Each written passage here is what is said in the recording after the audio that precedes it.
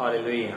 सबको जय मसीह की। मैं परमेश्वर का दास प्रेरित पौलुस सुलेमान परमेश्वर की प्रेजेंस में आप सबका स्वागत करता हूं। आइए आज हम परमेश्वर के वचन याकूब की पत्री उसका 3 बाब और उसकी पहली आयत से हम पढ़ेंगे। लिखा है, हे भाइयों, तुम में से बहुत उपदेशक ना बने, क्योंकि जानते हो कि हम उपदेशक और भी दोषी ठहरेंगे, इसलिए कि हम सब बहुत बार चूक जाते हैं। जो कोई वचन में नहीं चूकता वही तो सिद्ध मनुष्य है और सारी देह पर भी लगाम लगा सकता है।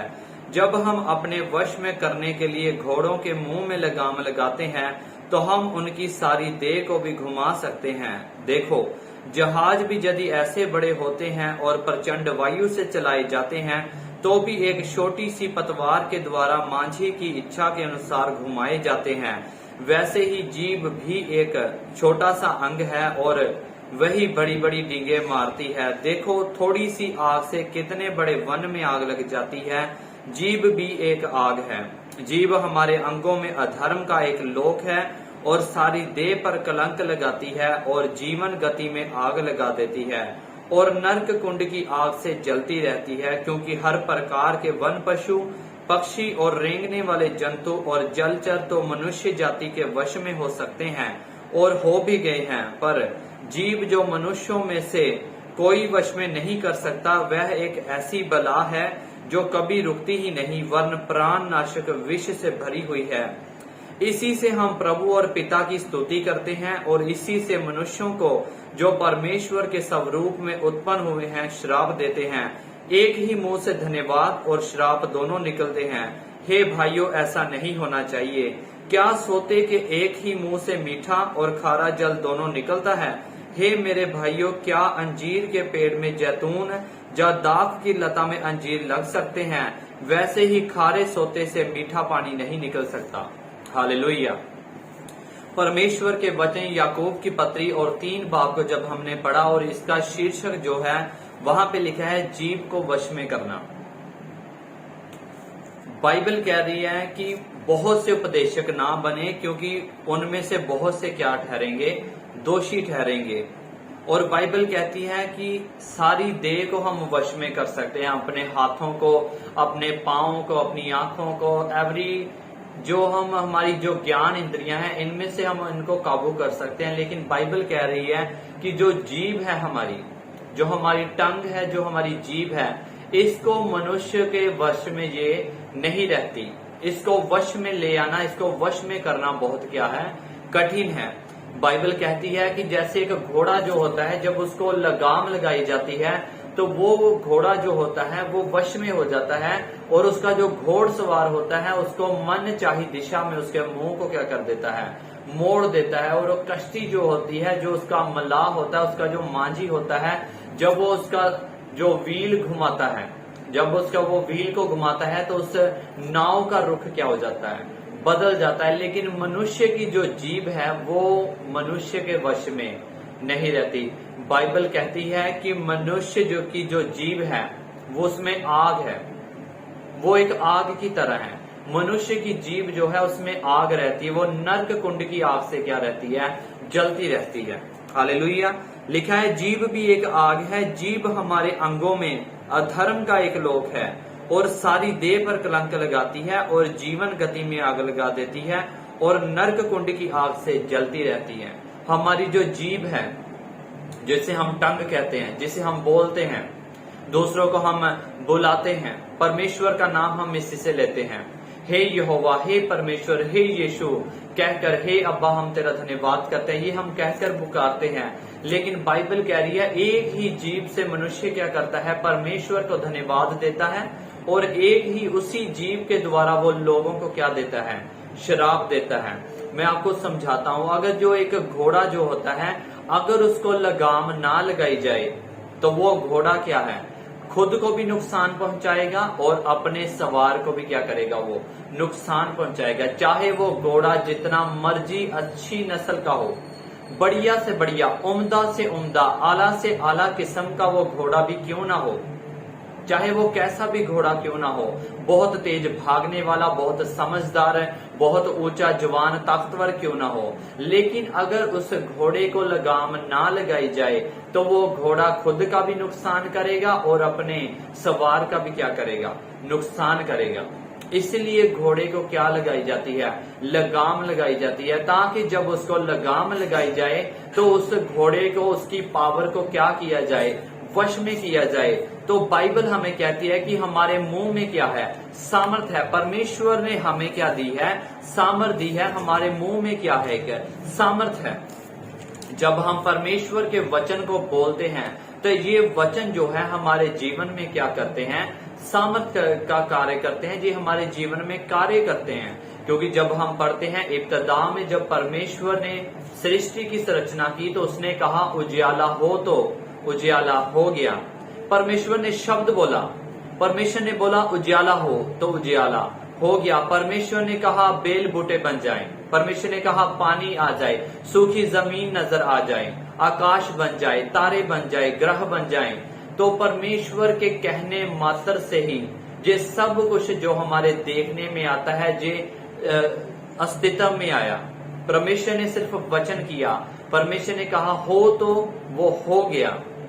इसलिए परमेश्वर का वचन जो है हमें सिखाता है कि हमारे मुंह में क्या है, सामर्थ है। हमें अपनी जीभ को क्या करना है, वश में करना है। बाइबल कहती है जो अपने जीभ को वश में लेकर आता है, जो अपने वचनों को वश में रखना जानता है, जो अपनी जीभ को इस्तेमाल में लेकर आना जानता है, वो उसका प्रतिफल पाएगा। अगर आप अपने वचनों को आज कंट्रोल नहीं करेंगे, अगर आप अपनी जीभ को कंट्रोल नहीं करेंगे तो यही जीभ आपकी सबसे बड़ी दुश्मन बन जाएगी। अगर आप अपनी जीभ को इस्तेमाल करना जानते हैं, अपने वचनों को इस्तेमाल करना जानते हैं, तो ये आपका सबसे बड़ा मित्र है, आपका सबसे बड़ा दोस्त है, आपका सबसे बड़ा हथियार आपके पास अगर दिया गया है तो वो परमेश्वर का आपके पास क्या है, वचन है। सबसे बड़ा हथियार जो आपके पास है वो परमेश्वर का वचन है।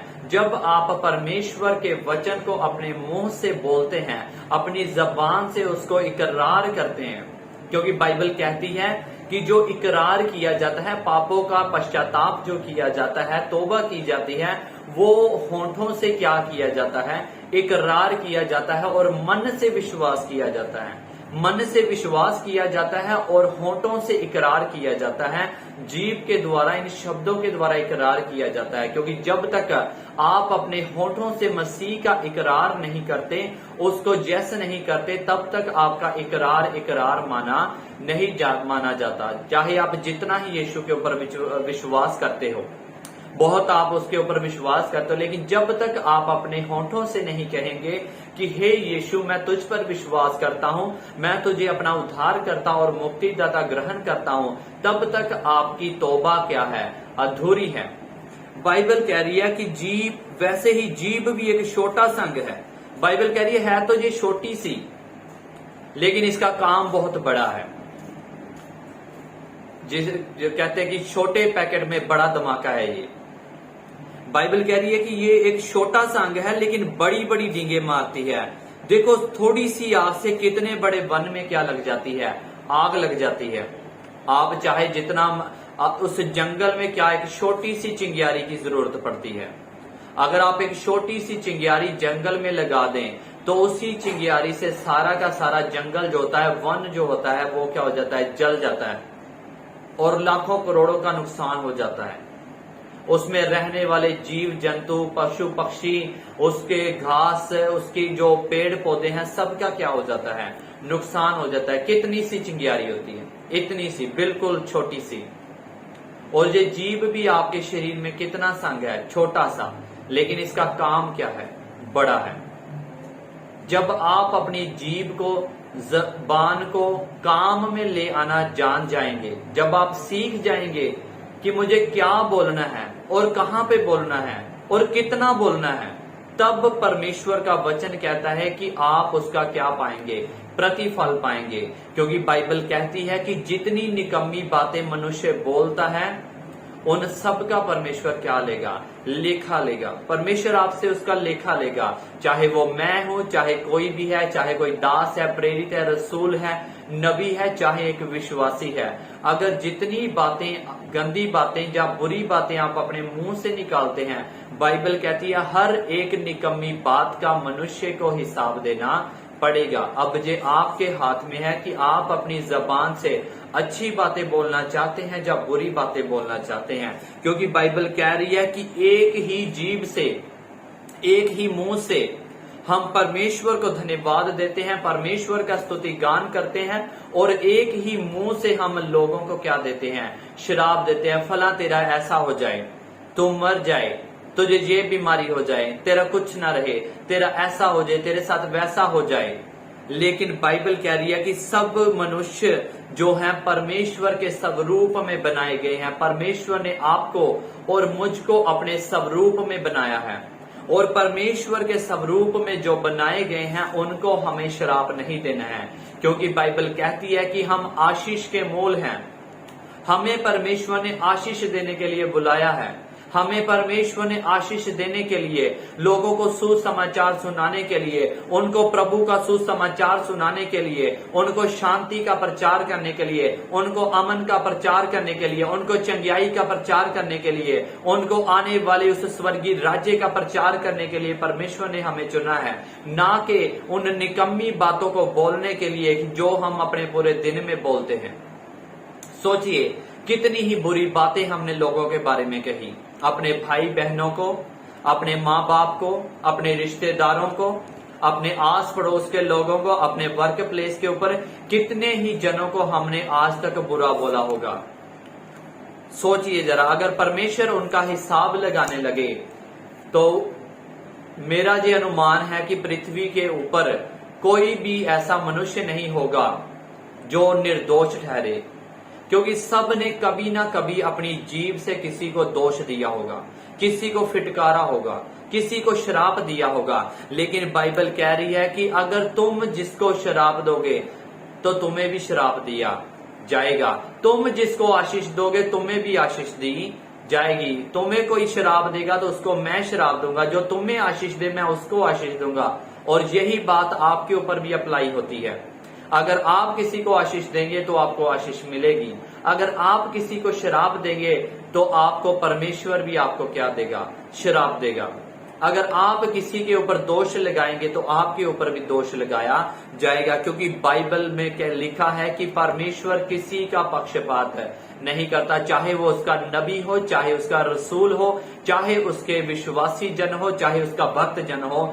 बाइबल कहती है परमेश्वर किसी का पक्षपात नहीं करता। परमेश्वर सच्चा है और वो किसी का पक्षपात नहीं करता। और आने वाले समय में जब परमेश्वर अपने सिंहासन पर बैठा होगा और हमारा न्याय करेगा तो वो हर एक को उसके कामों के अनुसार क्या देगा? बदला देगा। बाइबल कहती है कि सबको उसके कामों के अनुसार क्या दिया जाएगा? बदला दिया जाएगा।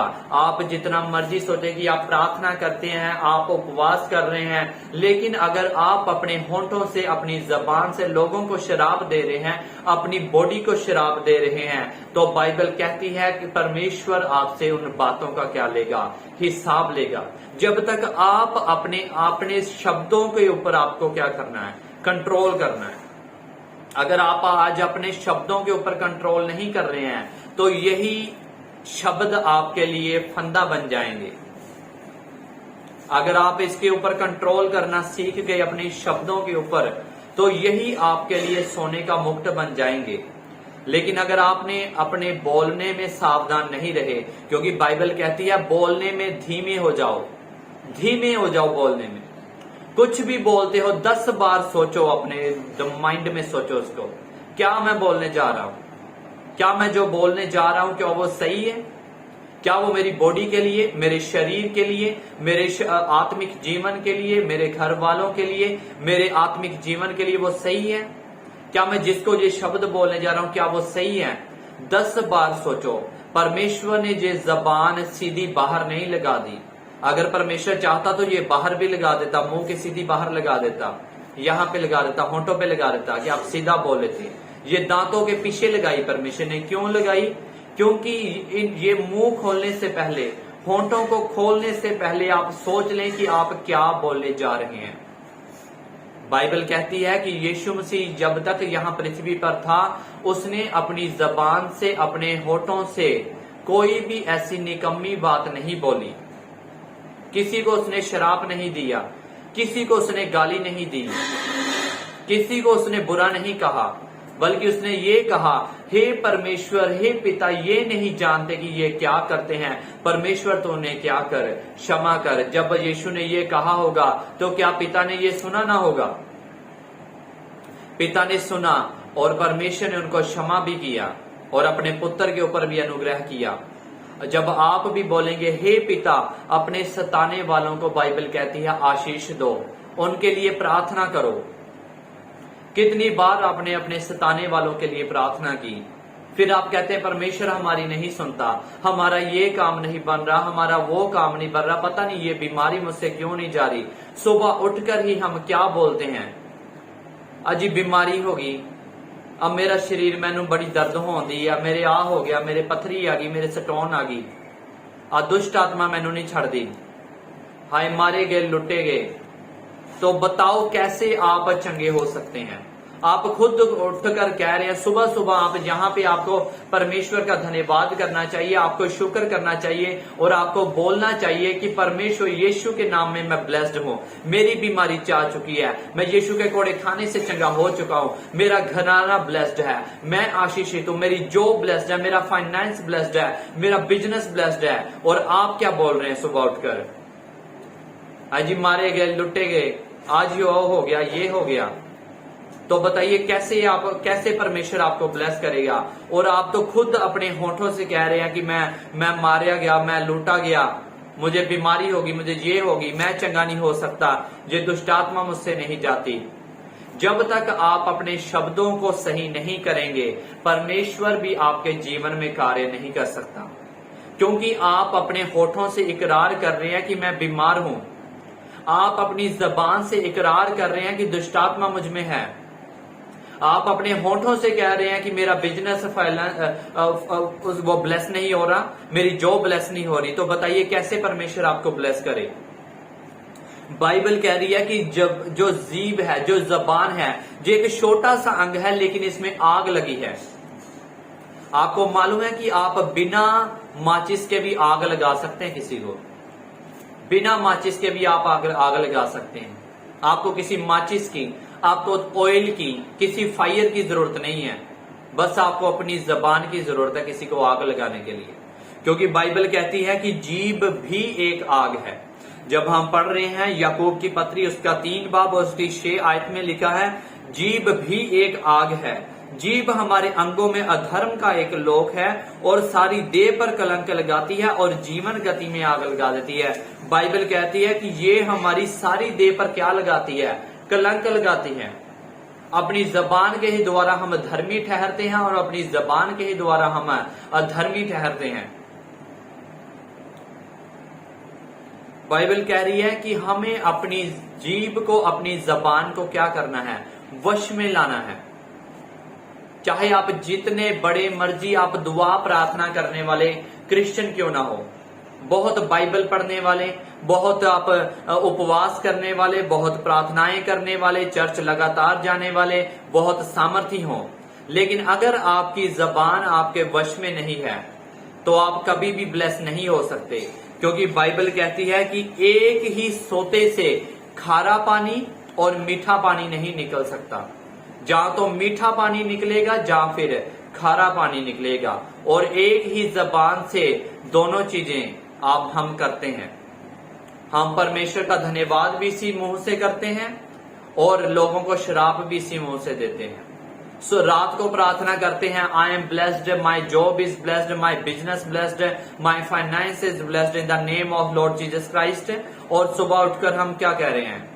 हाई जी मारे गए, लुटे गए, अजी आ हो गया, मैनू नुकसान हो गया, मैं बड़ा बीमार, मैं बड़ा लाचार, मैनू ऐ हो गया, मैनू वो हो गया, ऐ बीमारी नहीं जानी, आ नहीं होना, ये नहीं होना, वो नहीं होना। तो बताइए कैसे होगा ये?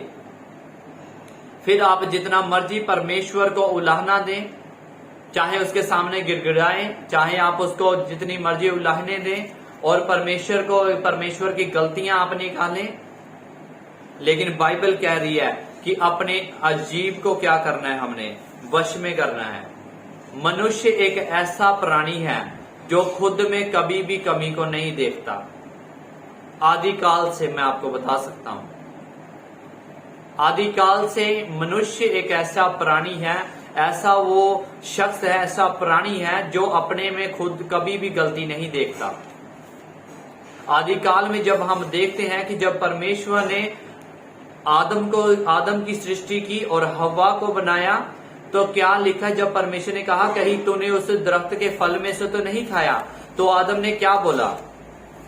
आदम ने बोला, परमेश्वर जो औरत तूने मुझे बनाकर दी इसी ने मुझे क्या खिलाया? फल खिलाया। और हवा क्या कहने लगी? हव्वा कहने लगी कि शैतान ने मुझे, इबलीस ने, सांप ने मुझे क्या किया? बहकाया, तो मैंने फल को क्या किया? खाया।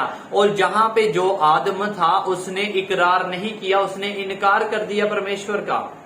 उसने अपना सारा भार उतार कर किसके ऊपर निकाल दिया? परमेश्वर पर थोप दिया। उसने कहा, परमेश्वर जो औरत तूने मुझे बनाकर दी उसने मुझे क्या खिलाया? फल खिलाया। उसने ये नहीं कहा, परमेश्वर मुझसे क्षमा कीजिए, मुझे क्षमा कीजिए, मुझसे गलती हो गई, मैंने अनजाने में पाप कर दिया। उसने परमेश्वर के ऊपर क्या लगाया? दोष लगाया। उसने अपनी जबान को सही तरीके से इस्तेमाल नहीं किया। हो सकता है अगर वो वहां पे माफी मांग लेता, क्षमा मांग लेता और परमेश्वर के आगे घुटने टेक कर उसको दंडवत करता और अपने पाप की क्षमा मांगता, तो हो सकता है परमेश्वर उसको श्राप न देता, परमेश्वर हव्वा को श्राप न देता।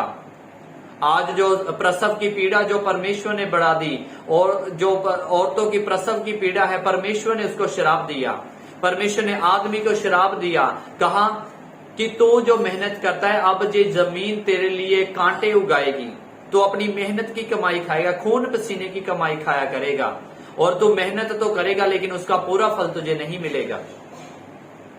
इसलिए आज सारे इंसान जो है मेहनत करते हैं, मशक्कत करते हैं, और जो ये जीवन आपके लिए, ये पृथ्वी आपके लिए कांटों को उगा रही है, क्योंकि ये वही पाप है जो आदिकाल से चलता आया, और वही पाप यही पाप जो है आदिकाल से जो चलता आ रहा है, यही पाप आज मनुष्यों में काम कर रहा है, यही पाप आज भी मसीहों में काम कर रहा है। वो खुद को दोषी नहीं ठहराते, लेकिन सब बातों में परमेश्वर को क्या करते हैं? दोषी ठहराते। अपने में कुछ नहीं को गलती निकालेंगे। अजी मैं ते गरीब ही हाँ, मैं ते पले जम्या पले ही मैं गरीब च हाँ, परिवार च हाँ, मैं तो जम्या ही बीमार, मैं जम्या ही इस बीमारी च मैं जम्या, मैनू गरीब घर परमेश्वर ने पैदा कर दिता। लेकिन बाइबल कहाँ कहती है कि तुम गरीब घर में पैदा हुए हो और तुम्हारा फाइनेंस अच्छा नहीं हो सकता? बाइबल तो ये कह रही है कि तुम्हारे घर में इतना होगा कि तुम्हारे रखने को भी जगह ना होगी, और तुम कर्ज लोगे नहीं बल्कि कर्ज दोगे। ये वही बातें हैं, बस हमारी जबान हमारे काबू में नहीं है, इसलिए हम ब्लेस नहीं हो रहे। अगर आज आप ब्लेस होना चाहते हैं तो अपनी जबान को, अपनी जीभ को वश में ले आना क्या कर लीजिए, सीख लीजिए। अगर शराब दोगे तो शराब मिलेगा। ये बाइबल का, परमेश्वर का क्या है? असूल है। क्योंकि अगर आप परमेश्वर के लोगों को शराब देंगे तो कैसे परमेश्वर आपको निर्दोष ठहराएगा? क्योंकि शराब देने वाले को शराब दिया जाएगा और आशीष देने वाले को आशीष दी जाएगी। क्योंकि बाइबल कहती है जिनके पाप तुम माफ कर दोगे उनके पाप क्षमा हो जाएंगे, अगर तुम रखोगे तो तुम्हारे भी पाप क्या हो जाएंगे? रखे जाएंगे। हालेलुया।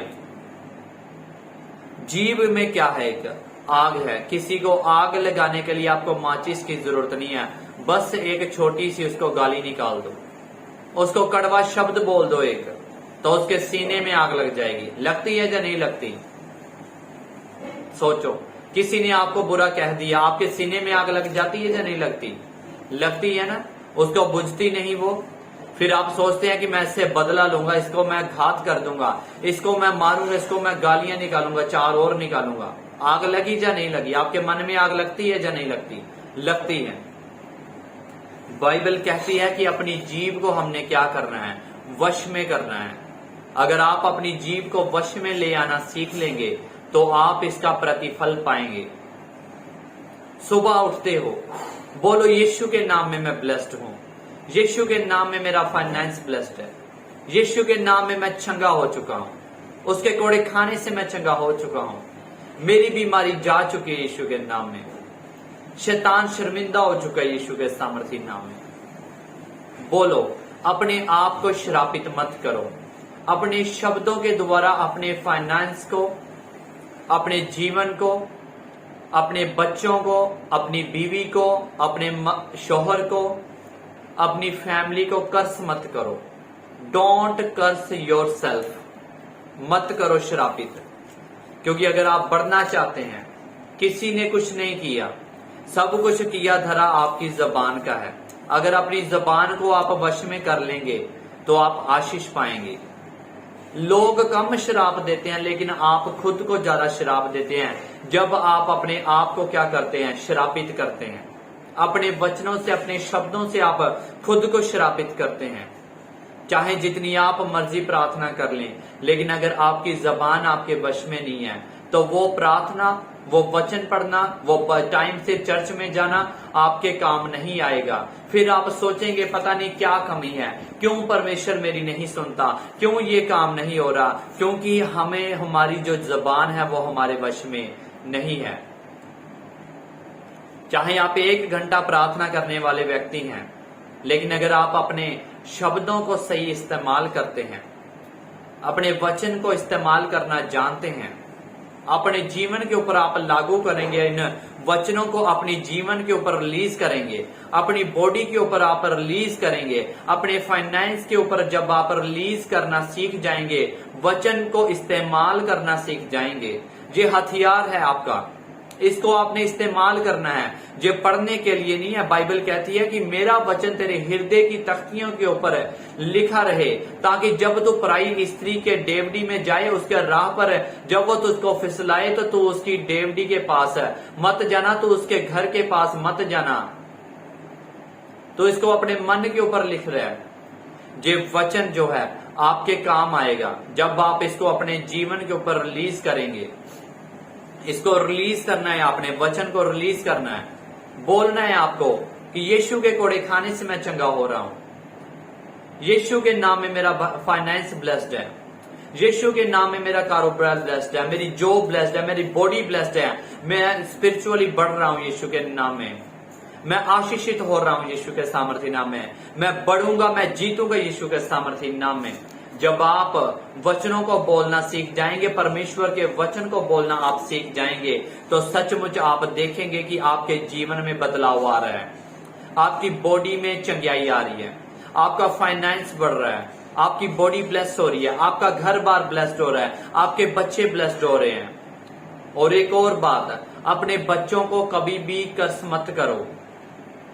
ऐसा उठ के उनको ये मत बोलो, और सुबह उठे उनको ये मत बोलो ए मर जाना, फलाना, मोया मोया, एक ये लफ्ज उनको मत बोलो अपने बच्चों के ऊपर। ये बहुत शैतान है, ये बहुत शरारतें करता है, ये शैतान, बहुत शैतान की टूटी है, ये मत बोलो ऐसा अपने बच्चों को। क्योंकि आप खुद अपने बच्चों के ऊपर क्या कर रहे हैं, उन शराबों को रिलीज कर रहे हैं। और इससे शैतान क्या होता है, खुश होता है। वो कहता है हा मुझे तो कुछ करने की जरूरत ही नहीं है, क्योंकि ये तो खुद ही अपने बच्चों को क्या कर रहे हैं, कर्ज कर रहे हैं, ये खुद ही उनको श्रापित कर रहे हैं। हाय मैं मर जा, कितना सोना मेरा मुंडा, हाय मैं मर जा, मामा कहती हाय मैं मर जा, मैं क्यों नहीं मर गई तेरे तो, मतलब मत बोलो ऐसा। अपनी बॉडी को श्राप मत दो, क्योंकि तुम, बाइबल कहती है क्या तुम नहीं जानते कि तुम परमेश्वर का मंदिर हो, तुम परमेश्वर की हैकल हो, और परमेश्वर का आत्मा तुम में वास करता है। जो इस हैकल का नाश करेगा, बाइबल कहती है, परमेश्वर कहते हैं मैं उसका नाश करूंगा। तुम परमेश्वर का मंदिर हो। इस मंदिर को, इस हैकल को कर्स मत करो, अपने बच्चों को कर्स मत करो। जे पंजाबी मावा कहती है जी हाय मैं मर जा, अब मैं ये हो जाने, मैं इदा क्यों नहीं हो गया, मेरे ना इदा क्यों नहीं हो गया, मेरे ना उदा हो जाता, तेरे ना होंदा। क्यों ऐसा भी क्यों कहना है आपने? बल्कि ऐसा कहो कि यीशु के नाम में मैं शैतान के प्लान को कैंसिल करती हूँ। हर एक्सीडेंट को मैं कैंसिल करती हूँ। हर कैंसर को मैं कैंसिल करती हूँ यीशु के नाम में। हर बीमारी को मैं कैंसिल करता हूँ यीशु के सामर्थी नाम में। हालेलुया। परमेश्वर आपको बहुत सारी आशीष और बरकत दे। हालेलुया। आइए प्रार्थना करते हैं। हालेलुया। परमेश्वर आपका धन्यवाद करते हैं इन आशीष के लिए। परमेश्वर इन वचनों के लिए आपका धन्यवाद करते हैं। परमेश्वर इन वचनों के द्वारा इनको बहुत सारी आशीष और बरकत देना। सचमुच परमेश्वर हम परमेश्वर अपनी जुबान को परमेश्वर वश में रखने पाए खुदावंदा।